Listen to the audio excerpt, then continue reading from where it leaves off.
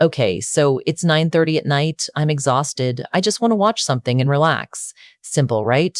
Wrong. I've been scrolling through Netflix for an hour and a half now, and I still haven't picked anything.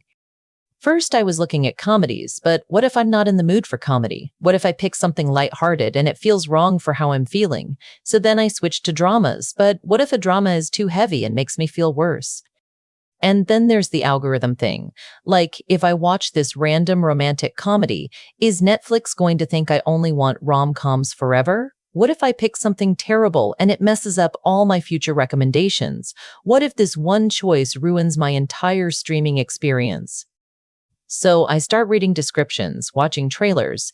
This one looks good, but what if the reviews are bad? This one has good reviews, but what if it's not actually my taste? And now I've watched so many trailers that I feel like I've already seen half the movies. It's now 11 p.m. I'm too tired to actually focus on anything, and I've accomplished nothing except giving myself decision fatigue about something that literally does not matter. So I turn off the TV and go to bed having watched absolutely nothing. Oh God, Emily, I do the exact same thing, but with my entire life instead of just TV shows. I've been stuck at this job for 2 years now, and I hate it. I hate my boss. I hate the work. I hate the commute. I hate everything about it. And I have opportunities. I've been interviewing. I've gotten offers, good offers, but every time I'm about to quit, I freeze up. What if the new job is worse? What if the people are terrible? What if I hate the work even more? What if I'm making a huge mistake? But you're already miserable.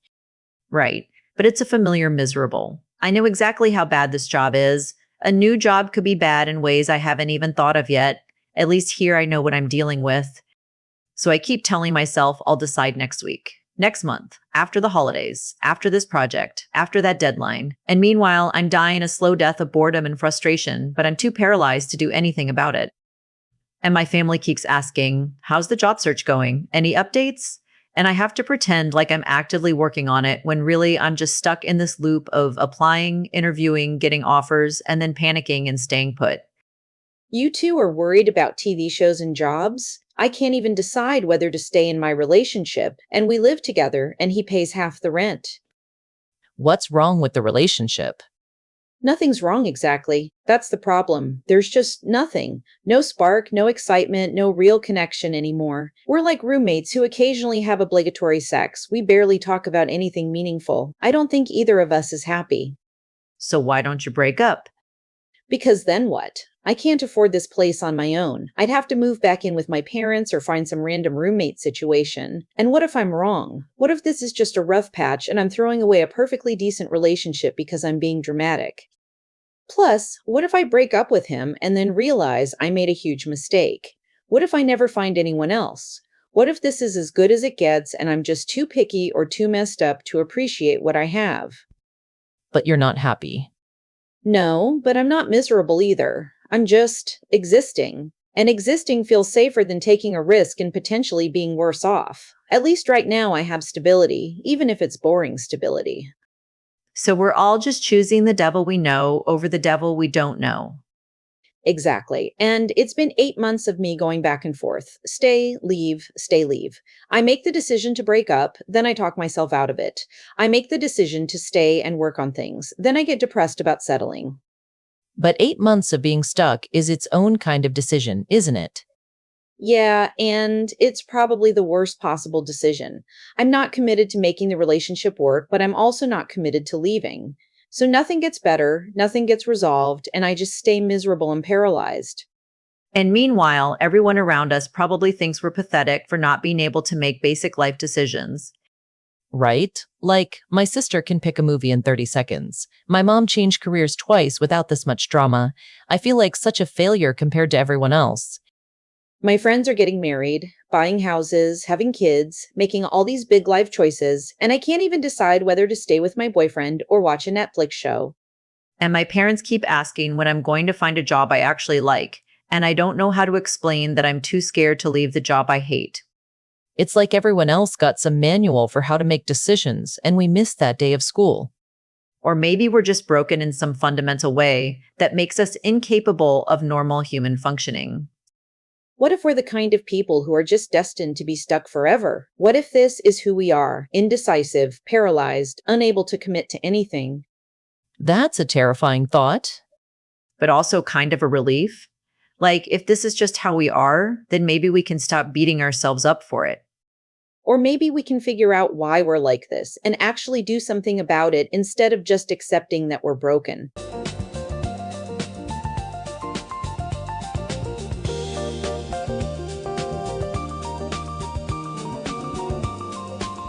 Okay, if you just listened to that and you're now questioning every major life decision you've ever made or avoided making, welcome to our world of endless indecision. Hi, everyone. I'm Cora. And yes, I just admitted that I've been trapped in a job I hate for 2 years because I'm too scared to quit. Living the dream over here. I'm Gianna, and I'm currently in month 8 of trying to decide whether to break up with my boyfriend. Spoiler alert, we're still together, and I'm still miserable. And I'm Emily, professional Netflix browser who can spend longer choosing what to watch than actually watching anything. Welcome to What Me Worry, episode 6, where we explore the special hell of decision paralysis. Before we dive in, we should mention something our listeners have been telling us, that re-listening to these episodes has actually been helping them retrain their anxious thought patterns. Right, because when you hear the same anxiety spirals repeatedly, your brain starts to recognize them as patterns instead of just getting swept up in them. Plus, repetition helps build familiarity with healthier ways of thinking about these situations. So if you find yourself coming back to these episodes, that's actually your brain doing therapeutic work. Okay, shameless plug over. Back to our collective inability to make choices. The thing about what just happened is that we were all stuck in different areas of life, but the underlying pattern was the same. We're all terrified of making the wrong choice. Right. And that fear of making the wrong choice is preventing us from making any choice at all. Which is ironic, because not choosing is still a choice. It's just a choice that doesn't feel like a choice. And it's usually the worst possible choice, because nothing changes and nothing gets better. But it feels safer because we don't have to take responsibility for actively choosing something that might turn out badly. So we're trading the possibility of things getting better for the certainty that they'll stay the same. Even when the same is pretty miserable. And then we beat ourselves up for being indecisive, which makes us feel even worse about making decisions. Right? It becomes this whole shame spiral about being unable to function like a normal adult. Plus, we assume everyone else thinks we're pathetic for being so stuck. But here's something interesting. Have any of us actually asked our families or friends what they think about our decision-making struggles? No, I just assume they're judging me for still being in this job. Same. I assume everyone thinks I should either commit to my relationship or leave, and that I'm being ridiculous for being stuck in the middle. And I assume people think I'm lazy or self-indulgent for not being able to pick a TV show like a normal person. But we're just making assumptions about what other people think. We don't actually know. And our assumptions are probably influenced by how harshly we judge ourselves. That's a good point. I'm so frustrated with myself for being indecisive that I assume everyone else is equally frustrated with me. So today we're going to talk about decision paralysis, why it happens, why it feels so awful, and how to move through it without having to become a completely different person. We'll explore the difference between perfectionist decision-making and good enough decision-making. And we'll talk about why the fear of making the wrong choice is often worse than actually making a wrong choice. Plus, we'll check in with our assumptions about what other people think of our struggles, because that might be adding unnecessary shame to an already difficult situation. And we'll talk to Ryan from Oregon, who's been trying to decide whether to move across the country for 6 months and is about to lose the opportunity entirely. But first, let's acknowledge that being unable to make decisions is not a character flaw or a sign that you're broken. Right. Decision paralysis usually happens to thoughtful people who care about making good choices. The problem isn't that you care about outcomes. The problem is when caring about outcomes prevents you from taking any action at all. And there are reasons why some of us struggle more with decisions than others. It's not just a matter of willpower or confidence. Like, if you grew up in a family where mistakes were heavily criticized, you might be extra afraid of making wrong choices. Or if you're a perfectionist, you might feel like every decision has to be the optimal choice rather than just a good enough choice. Or if you've made some decisions in the past that didn't turn out well, you might be gun-shy about trusting your judgment. So it makes sense that decisions feel scary, The question is how to make them anyway. And how to make them without torturing ourselves about whether they're perfect. Because perfect decisions don't exist. There are just decisions, and then how we handle whatever happens next. Which is both terrifying and liberating. Mostly terrifying if we're being honest. Yeah, but we'll work on the liberating part.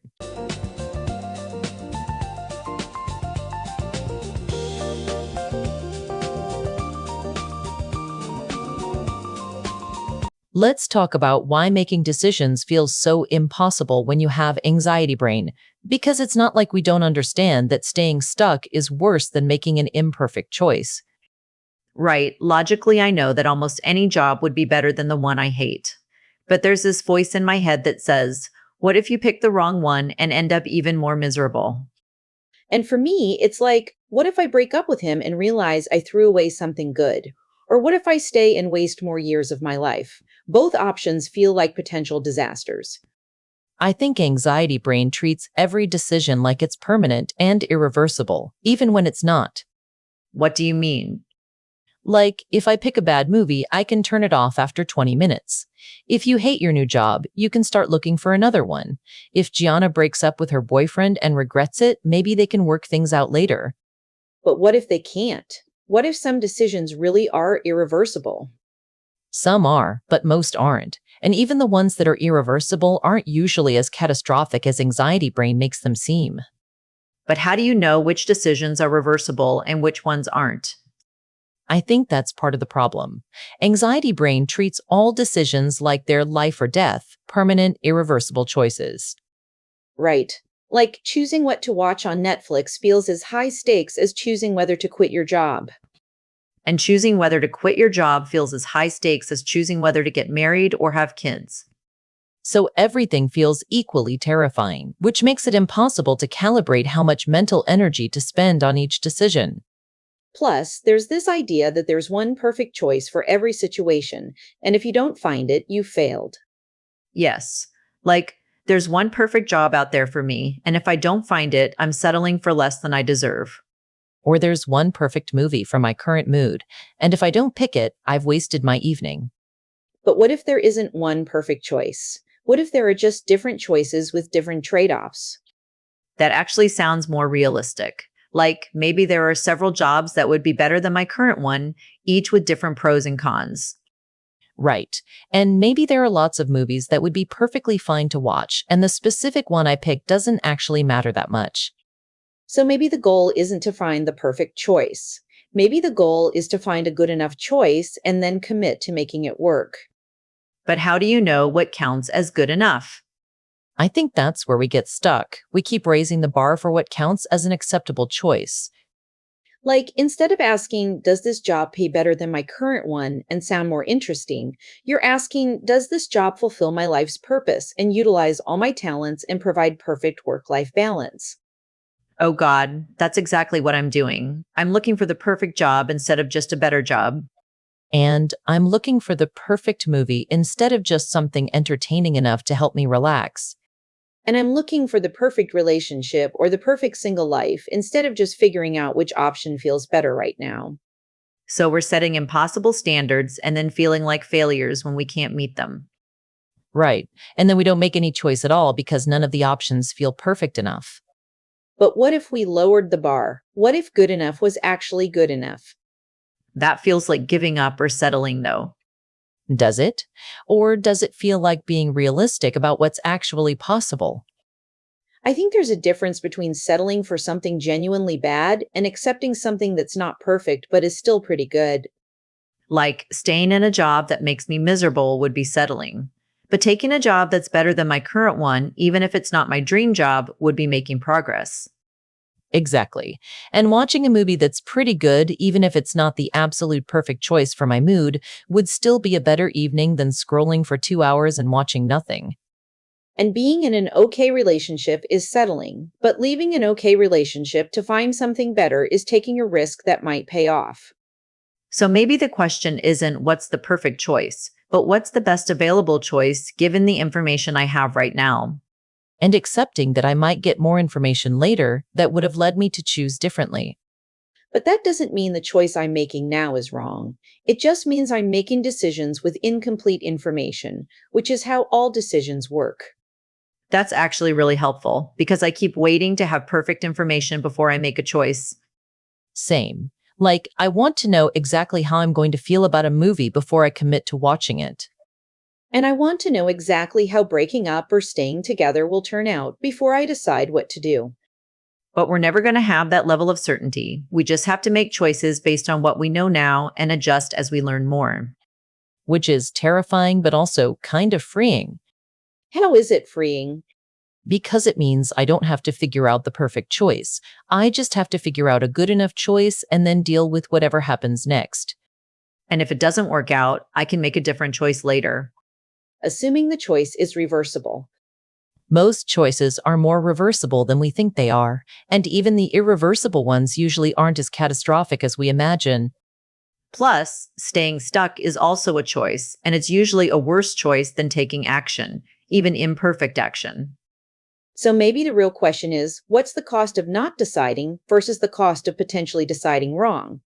And for most decisions, the cost of not deciding is higher than the cost of deciding imperfectly. Except anxiety brain always overestimates the cost of deciding wrong and underestimates the cost of staying stuck. Because staying stuck feels safe, even when it's actually the riskiest option.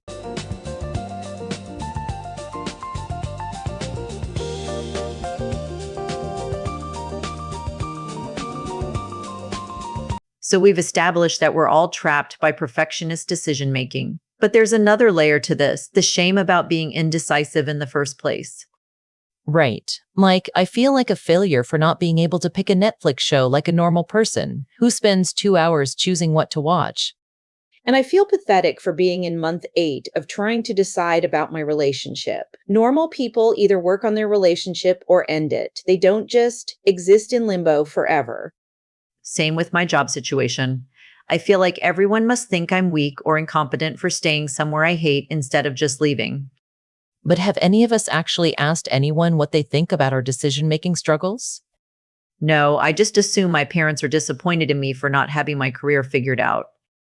And I assume my friends think I'm being ridiculous for staying with someone I'm not excited about. I assume my family thinks I'm lazy for spending so much time on trivial decisions.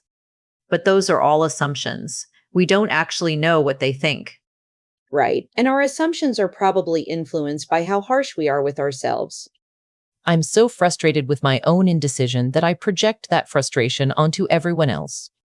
Plus, we only see other people's final decisions, not their decision-making process. What do you mean? Like, when my sister got a new job, I just heard about the job offer and her acceptance. I didn't hear about all the uncertainty and back and forth that might have happened before she decided. That's such a good point. People don't usually broadcast their decision-making struggles. Right. So it looks like everyone else just makes choices easily and confidently when they might actually be struggling just as much as we are. And even if they're not struggling as much, that doesn't mean they think we're pathetic for struggling. I was talking to my mom about this actually, and she said she spent 3 months trying to decide whether to take the job that ended up defining her career. Really? She never mentioned that before? Nope. And she said she almost didn't take it because she was scared it was the wrong choice. But I always thought of her as someone who just knew what she wanted and went for it. So even people who seem decisive might have their own decision-making struggles. Or they might be more understanding about decision-making struggles than we think. Right. Like, maybe when I tell someone I can't decide what to watch, they're not thinking, what's wrong with her? Maybe they're thinking, oh yeah, I hate that too. And maybe when I explain that I'm scared to leave my job, people aren't thinking I'm pathetic. Maybe they're thinking, that makes sense. Job changes are scary. I actually tested this recently. I told my friend about being stuck in my relationship situation, and instead of judging me, she shared that she stayed in a relationship for 2 years after she knew it was over because she was scared of being alone. See? People are probably way more understanding than we think they are. Plus, even if some people don't understand, that doesn't mean we're doing anything wrong. Right? Some people are more decisive by nature, some people are more cautious. Neither one is inherently better or worse.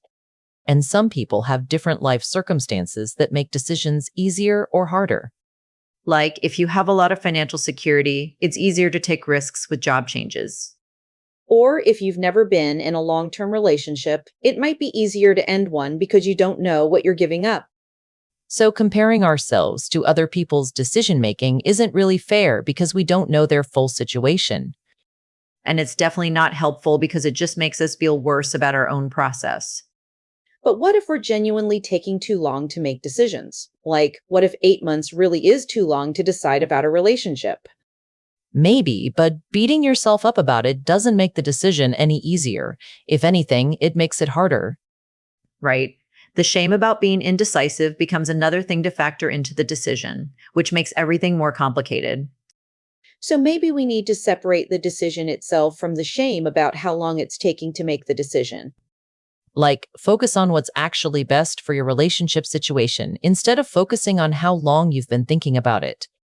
And focus on what job would make me happier instead of focusing on how I should have left my current job months ago. That makes sense. The timeline shame is just adding an extra layer of pressure that doesn't help anything. Plus, taking time to make important decisions isn't necessarily a bad thing. It might mean you care about making good choices. Right. Someone who quits their job on a whim might seem decisive, but that's not necessarily better than someone who thinks it through carefully. And someone who ends a relationship without really considering whether it can be fixed might seem confident, but that's not necessarily wiser than taking time to evaluate.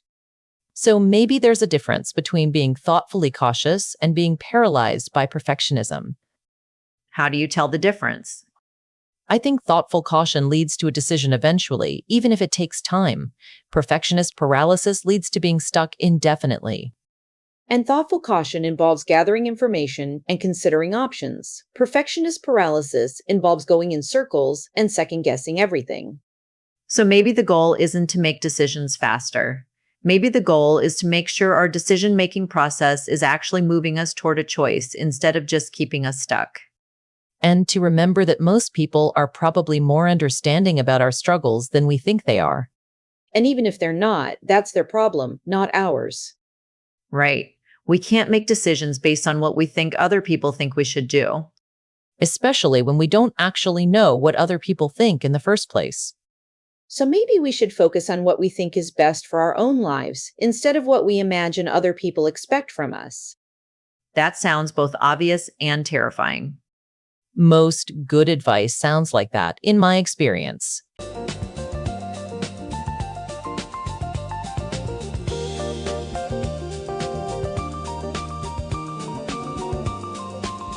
Time for our guest segment, where we talk to someone dealing with their own decision paralysis nightmare. Today we're talking to Ryan from Oregon. Ryan, thanks for calling in. Hey, thanks for having me. So my situation is that I got offered a really good job across the country, and I've been trying to decide whether to take it for 6 months. And now they're saying they need an answer by Friday or they're moving on to someone else. Oh no, the deadline pressure. That's the worst. Tell us what's been going through your head for the past 6 months. Well, it's a great opportunity. Better pay, better title, working for a company I've always wanted to work for. But it means leaving everything I know here, my friends, my family, my whole life. So you're weighing a potential career boost against your entire support system? Exactly. And I keep going back and forth. One day I'm like, this is my big break, I have to take it. The next day I'm like, what if I hate it there and I've given up everything good in my life for a job that might not even work out? Have you made pro and con lists? Because that sounds like prime pro and con list territory. Oh God, yes. I have spreadsheets, I've made charts, I've assigned numerical values to different factors. I've analyzed this decision to death. And what do the spreadsheets tell you? That it's basically a tie. The logical analysis says I should probably take it, but my gut feeling is terrified of leaving everything familiar. So your head says yes, and your heart says no? Pretty much. And I keep waiting for some clear sign or moment of certainty where I'll just know what the right choice is. But that moment of certainty might never come, right? Especially not under deadline pressure. Right, and now I'm running out of time, and I'm panicking because I might lose the opportunity entirely, but I'm also panicking about taking it. This is such a perfect example of what we've been talking about. You're looking for the perfect choice instead of accepting that both options have trade-offs. But what if I choose wrong? What if I take the job and I'm miserable and isolated? Or what if I don't take it and I spend the rest of my life wondering what would have happened? Both of those scenarios are possible. But you know what's definitely going to happen if you don't decide by Friday? I lose the opportunity and stay exactly where I am now. And how do you feel about that outcome? Honestly, kind of relieved but also really disappointed in myself. Like I had this amazing chance and I was too scared to take it. So staying put isn't actually the safe choice. It's just the familiar choice. Yeah, and I keep telling myself that other opportunities will come up, but this is a pretty unique situation. Ryan, can I ask, what would you tell a friend who was in your exact situation? I'd probably tell them to take the job. Life is short, you can always move back. You'll regret not trying more than you'll regret trying and failing. So, when you take your own fears and uncertainty out of it, the choice seems clearer? Much clearer, but it's easy to give advice when it's not your life getting turned upside down. But maybe that outside perspective is valuable. Like maybe your fears are making the decision seem more complicated than it actually is. And you mentioned you can always move back. So this isn't actually an irreversible decision, right? I mean, technically no, but if I quit this new job after 6 months, my career might be damaged, and it would be expensive and disruptive to move twice. Those are real considerations, but they're not the same as this being a permanent life or death decision. Right. It's a big decision with some risk, but it's not like you're choosing whether to have kids or get married. It's a job in a different city. When you put it that way, it does sound less catastrophic. Plus, you're 28, right? This is exactly the time in your life when taking career risks makes the most sense. That's what my parents keep saying. They think I should go for it. Oh, so your family is supportive of the move. Yeah, they're actually excited for me. They think it would be a great adventure. I guess I assumed they'd want me to stay close to home.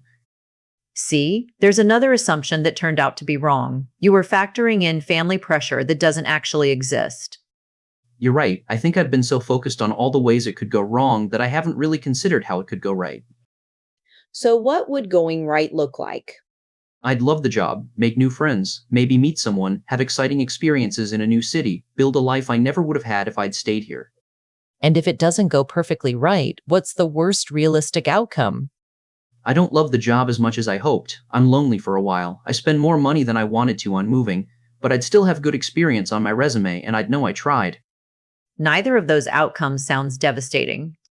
No, they really don't. I think I've been catastrophizing the potential downsides. So what are you going to tell them on Friday? I think I'm going to take it. This conversation helped me realize I've been overthinking something that's actually a pretty straightforward opportunity. And if you hate it, you can start looking for something back here in a year or two. Right? It's not a life sentence, it's just the next chapter. We're proud of you for making a choice, Ryan. That takes courage. All right, everyone, homework time. This week we're doing the Good Enough Decision Challenge. Pick one decision you've been putting off, big or small, and practice making a good enough choice instead of searching for the perfect choice. Ask yourself, what would be better than my current situation, even if it's not ideal? What's the best available option given the information I have right now? Set a deadline for yourself, even if it's just picking a movie by 8 p.m. tonight, and stick to it. Remember, most decisions are more reversible than they feel, and staying stuck is usually worse than taking imperfect action. And check your assumptions about what other people think of your decision-making process. You might be surprised by how understanding people are. Before we go, let's check in on our own stuck decisions. Any progress? I actually have a phone interview on Thursday for a job I applied 2 months ago. Instead of overthinking it, I'm just going to see how it goes. And I'm planning to have a serious conversation with my boyfriend this weekend about where our relationship is headed. No more avoiding it.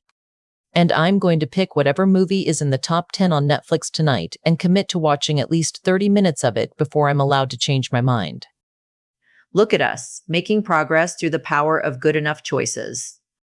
Who knew that lowering our standards could actually improve our lives? Thanks for listening to What Me Worry. I'm Emily. I'm Cora. I'm Gianna. And I'm Ryan, and I'm moving to North Carolina on Friday. We believe in you, Ryan. This was an AI scripted voice drama for entertainment and informational purposes only. If you're in crisis or need professional help, please call 988 or contact your local emergency services. And remember, perfect choices don't exist. Good enough choices do. Your decision-making timeline is not a reflection of your worth as a person.